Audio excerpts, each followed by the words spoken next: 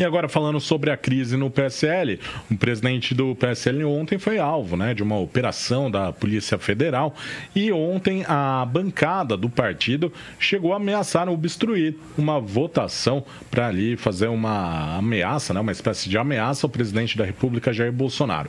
A gente tem uma matéria, acompanha e depois comenta.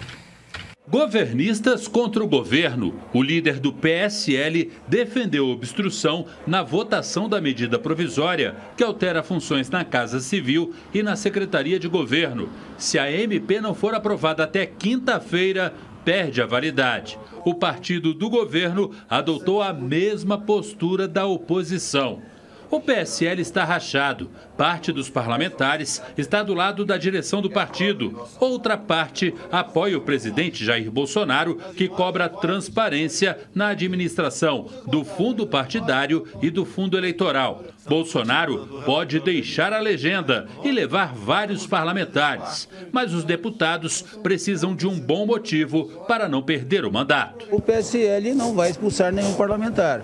Se algum parlamentar quer receber isso de presente, isso não vai acontecer. O jogo com os insatisfeitos é duro, mas à noite o partido divulgou uma nota com um tom mais ameno. O texto declara apoio ao presidente Jair Bolsonaro e ao presidente da sigla, Luciano Bivar, e afirma que a bancada vai continuar apoiando o governo. Em seguida, o líder do partido retirou a obstrução e a MP da reestruturação administrativa foi aprovada com folga. Apesar da bandeira branca, o clima é cada vez mais tenso. E essa situação piorou com a operação de busca e apreensão hoje na casa de Luciano Bivar, na sede do partido em Pernambuco e também numa gráfica. A suspeita é de que a direção do PSL tem usado falsas candidaturas de mulheres para usar recursos do fundo eleitoral nas eleições do ano passado. Apoiadores de Bolsonaro elogiaram a operação.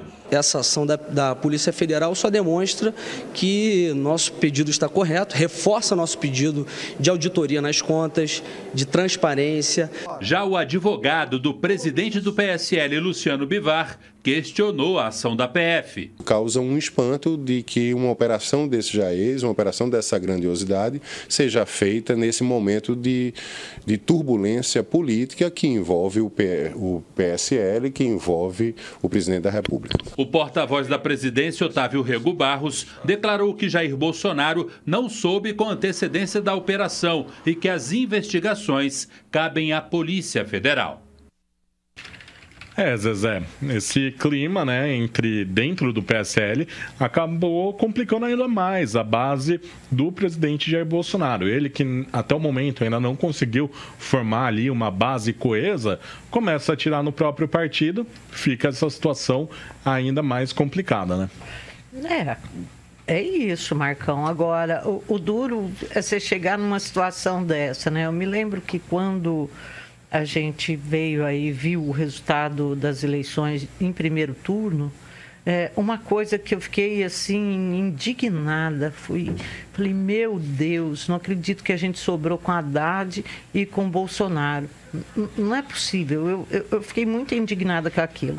E eu vejo, que essa situação, ela vai se repetir, acho que por muito tempo ainda, Não dá para defender o Bolsonaro, porque eu não vejo verdade no que ele diz, eu não vejo verdade na transparência que ele cobra, e não dá para defender Luciano Bivar, sabe, com o seu PSL, com o rolo que já havia sido denunciado lá em Pernambuco, do uso desse dinheiro para bancar candidaturas falsas, dinheiro que depois ia para o bolso de outros candidatos homens, uma fraude.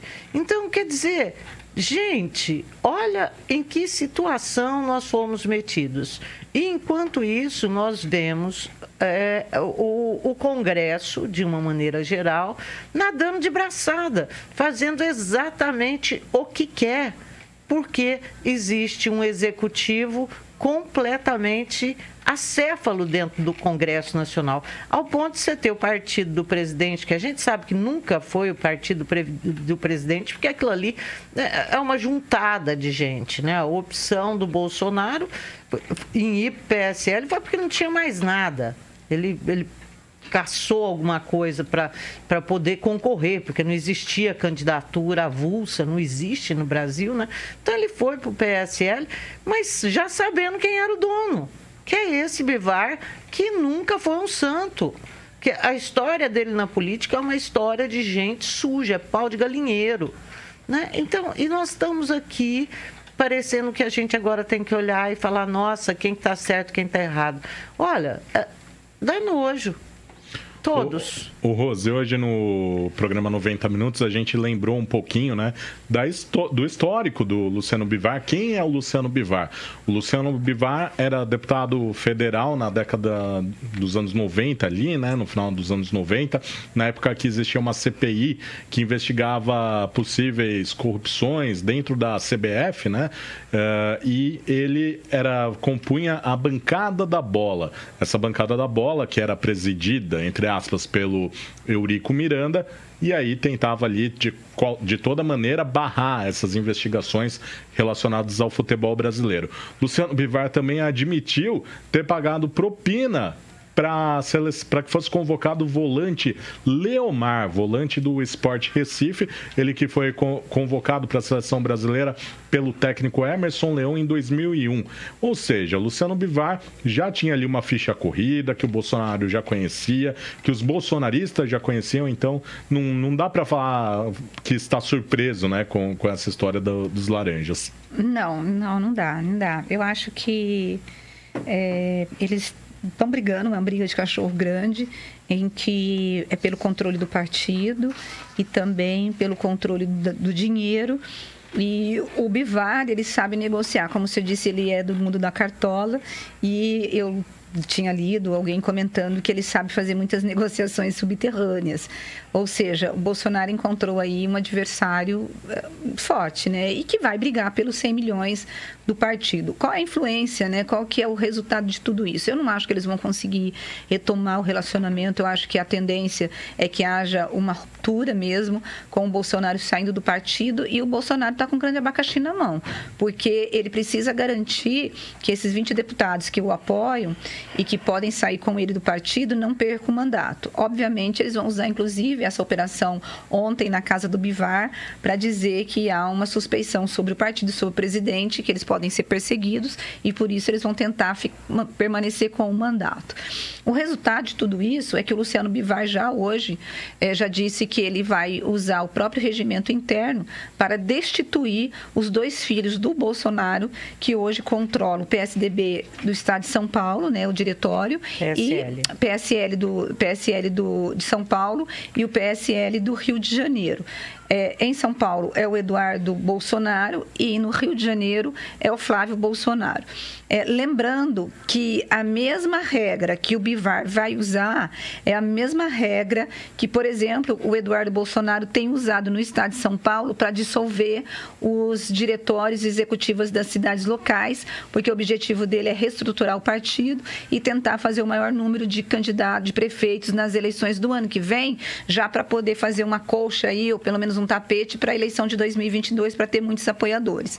No Rio de Janeiro, a situação ainda é mais complicada, porque ele vai ter que fazer um enfrentamento com o Itzel, que é o governador do Rio, que é de direita, que é do PSC e que está, sim, também com esse mesmo objetivo de fazer um grande número de prefeitos ali no estado do Rio para poder ser candidato a presidente em 2022. Gente, é muita confusão partidária. Eu nunca imaginei, como a Zezé falou ontem, ter que discutir vida partidária de um presidente. Lembrando, eu disse aqui que quem começou a confusão, que deu o primeiro tiro, foi o Bolsonaro. A Zezé falou que não. Foi quando começou, você falou? Foi o Flávio Bolsonaro, foi o Flávio, lá no Rio de Janeiro. Quando ele pediu para que os integrantes do PSL de lá entregassem os cargos, porque eles não apoiariam mais o governo Witzel. Gente, mas ali é o sujo falando mal lavado. Sim. Nessa história desse partido. Não tem como se colocar a favor de um, a favor do outro. O Bolsonaro, na saída do Palácio do Planalto, veio dizer que o negócio dele é a transparência, ele quer saber, porque são 8 milhões por mês que o PSL recebe, ele quer saber para onde vai esse dinheiro, mas que não tem interesse nenhum em roubar o partido partido do Bivar. Ele não tem interesse, porque eu acho que ele não conseguiria, porque o Bivar que tem o regimento do partido na mão e ele não vê essa possibilidade. Porque se ele tivesse, o partido já estaria com ele. Não tenho a menor dúvida. E ele queria, na verdade, era um partido para chamar de seu. Né?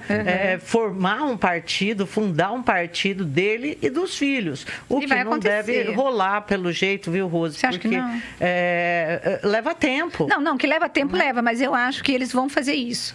Eu acho que o próprio Eduardo Bolsonaro já está reestruturando. Precisa ter muita assinatura, uma adesão, acho que de 5% da população, né? Eu lembro a Marina Silva para fazer a rede, né? Para fundar a rede. Eu acho que eles não teriam dificuldade. Eu acho que o PSL a família Bolsonaro não teria dificuldade para reunir esse tanto de assinatura que precisa. Eu acho, Zezé, que eles podem até ir para um outro partido hoje, por exemplo, o Partido da Igreja Universal, o PRB, que é o republicano, né, está atrás dele, o Patriotas está atrás deles. Eles estão sendo bem assediados, ou seja, todo mundo está querendo levá-los, né? Agora, mas aí os mandatos. Então, esse é o problema, são os mandatos, vai ter que negociar muito. Aí, Zezé, uma conversa que já está saindo é o seguinte, que o povo do Bolsonaro poderia até negociar com o Bivar, dizendo o seguinte, deixa a gente ir, você não pede um mandato e a gente deixa a grana com você.